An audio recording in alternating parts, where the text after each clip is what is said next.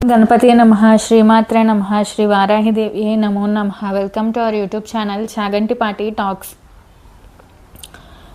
గురు పరంపరలో గురు చరిత్ర 23వ అధ్యాయము. శ్రీ గణేశాయ నమః, శ్రీ సరస్వతే నమః, శ్రీ గురుభ్యో నమః. సిద్ధముని ఇంకా ఇలా చెప్పారు. నామధారక, శ్రీగురుడు గొడ్డుబర్రె నుండి పాలు పితికించడంతో అంతవరకు గుప్తంగా ఉన్న ఆయన మహిమ వెల్లడైపోయింది. ఆ మర్నాడు కొందరు గ్రామస్తులు మట్టి తోలుకోవడానికి బర్రెను బాడుగకి ఇమ్మని అడగటానికి వచ్చారు. అప్పుడు బ్రాహ్మణుడు, అయ్యా, మా గేదె పాలిస్తున్నది కనుక ఇక నుండి దాన్ని మట్టి తోలడానికి పంపలేము అని చెప్పి నాడు ఆ గేదె ఇచ్చిన పాలు చూపించాడు. ఆ గ్రామస్తులు, అరెరే, ఇంతవరకు ఒక్కసారైనా కట్టని ఈ ముసలి బర్రె పాలు ఎలా ఇచ్చింది అని ఆశ్చర్యపోయారు.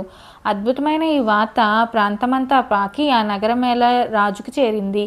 అతడు ఆశ్చర్యపడి కుతూహలంతో బ్రాహ్మణుని ఇంటికి వచ్చి చూసి అది సంగమంలో నివసిస్తున్న యతీశ్వరుని మహిమ అని తెలుసుకున్నాడు. వెంటనే అతడు సకుటుంబంగా పరివారంతో కూడా సంగమానికి వెళ్ళి శ్రీగురునికి పొర్లుదండాలు పెట్టి సాష్టాంగ నమస్కారం చేసి ఇలా స్తుతించాడు. జగద్గురు, మీకు జయము. మాయామోహితుడైన నాకు త్రిమూర్తి స్వరూపులైన మీ అపార మహిమ తెలియలేదు. పరంజ్యోతి స్వరూప, నన్ను మీరే ఈ సంసారం నుండి ఉద్ధరించాలి. పాముర్ల దృష్టికి మానవునిలాగా కనిపించే మీరు విశ్వకర్తలు. శ్రీ నృసింహ సరస్వతి స్వామి సంతోషంతో అతన్ని ఆశీర్వదించి, రాజా, మేము తపస్సులము, అరణ్యంలో నివసించే సన్యాసులము. నీవు సకుటుంబంగా పరివారంతో మా దర్శనానికి వచ్చావేమి అని అన్నారు. రాజు సవనీయంగా నమస్కరించి, ప్రభు, మీరు భక్తులను ఉద్ధరించడానికి అవతరించిన నారాయణులే. వాత్సల్యంతో వారి కోరికలను అనుగ్రహించి సంతోషపెట్టడమే మీ స్వభావము.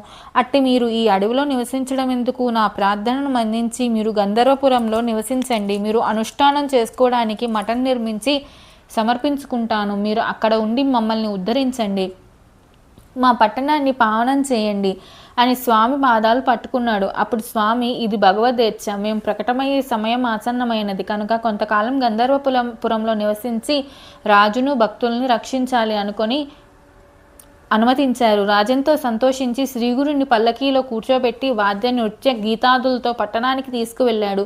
పల్లకీకి ముందు ఏనుగులు, గుర్రాలు, వాటి వెనుక రాజు, అతని పరివారము 100 మాగధులు నడిచి వచ్చారు. రాజు స్వయంగా స్వామికి ఛత్రం పట్టుకున్నాడు. విప్రులు వేద మంత్రాలు చదువుతుంటే 100 మాగధులు శ్రీగురుని స్తుతిస్తున్నారు. నగరవాసులందరూ భక్తితో స్వామికి ఎదురేగి జయ జయ ధ్వానాలు చేస్తూ ఊర్లోకి తీసుకొస్తున్నారు.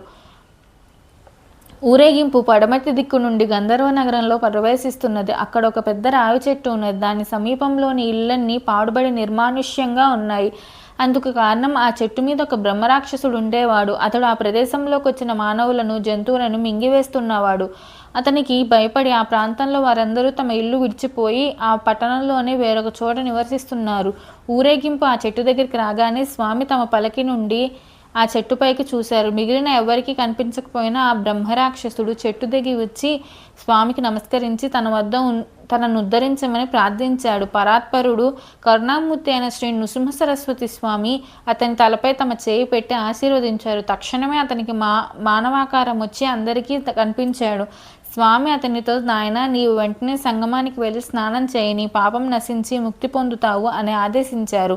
అతడు స్వామికి నమస్కరించి వెంటనే సంగమానికి వెళ్ళి స్నానం చేసి ఆ శరీరం విడిచిపెట్టి ముక్తిని పొందాడు.